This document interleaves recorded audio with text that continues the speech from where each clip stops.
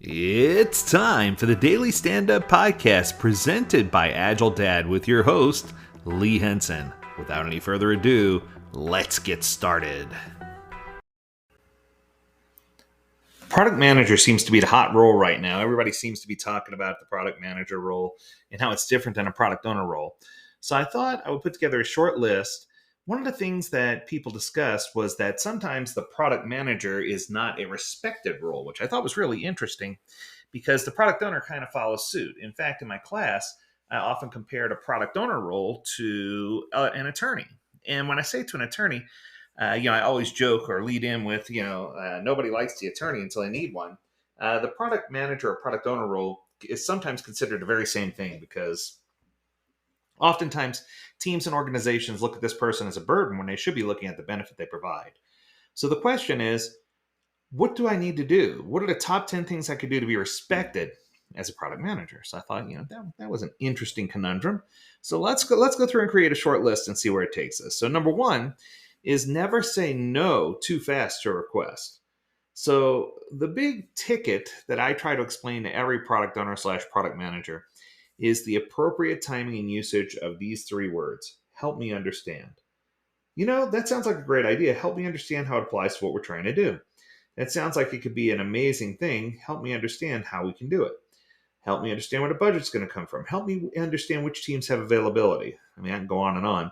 Help me understand has just been a pillar for people who are trying to get certain things done, but they don't want to just be too quick to say no.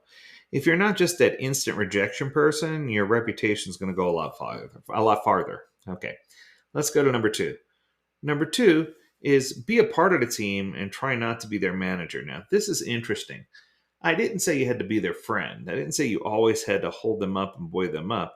But boy, it sure does look a lot better if you don't put on the facade that they're working for you, that they're working with you. I think that if you can convince the team that they're working with you and you're one of them, and that you're equally as concerned about the outcome as they are, and that we're all focused in going in the same direction, it's going to make life a lot easier for every single person involved. Okay, comment number three, don't get upset. Keep your cool, right? Stay calm. Sometimes in stressful situations, in moments of success, we tend to forget about how we're being perceived, right? So this is a chance for us to improve how we're perceived. And it's not about just not having emotions or negative feelings about something. It's more about helping keep them in check and not saying anything that you may end up growing to regret later, not burning any bridges. I've seen several people who burn bridges, and it's always harder to rebuild a bridge than it is to keep the one that's currently there and modify it or update it, right? So try not to burn bridges. Coming at number four, moderate the conversation. Whether it's your meeting or not, make sure the room is focused on achieving the common goal. If not, we need someone brave enough to redirect the conversation to get it right back on track. And oh, by the way, you should try to be that person. Yeah. Okay. Here comes the next one. Number five. Be the presentation. Now this one's kind of confusing, but hear me out, right? As a product manager, you are going to be asked to present a lot of ideas, a lot of statistics, a lot of numbers, a lot of data. Become great at it.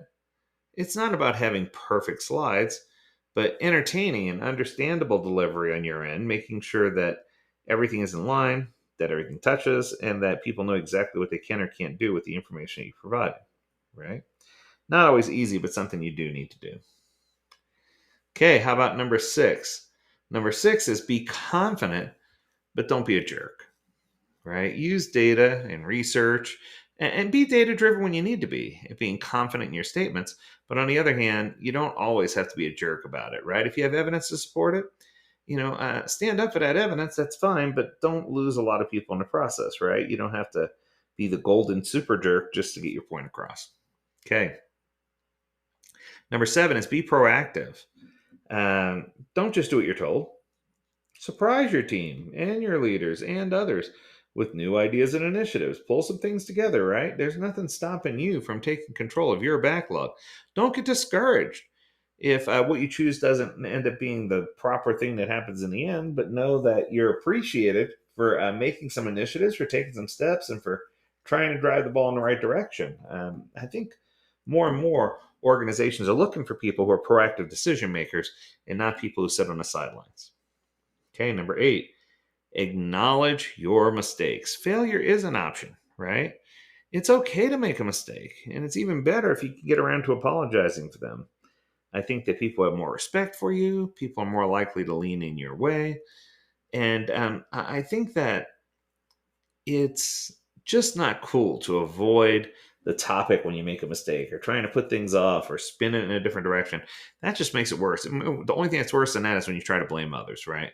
So try hard to understand, but also be empathetic, if you will, to what's going on around you. You can't just hide in a bushel, right? Acknowledge your mistakes and call it good. Number 9 is sharing credit. So when presenting, make sure you're using a we narration.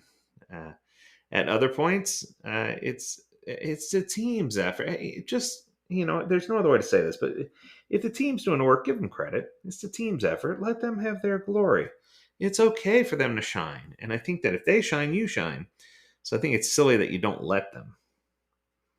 All right, and then finally, number 10, just be a great product manager. If you can deliver a great backlog and meet product goals, you'll likely be promoted very quickly.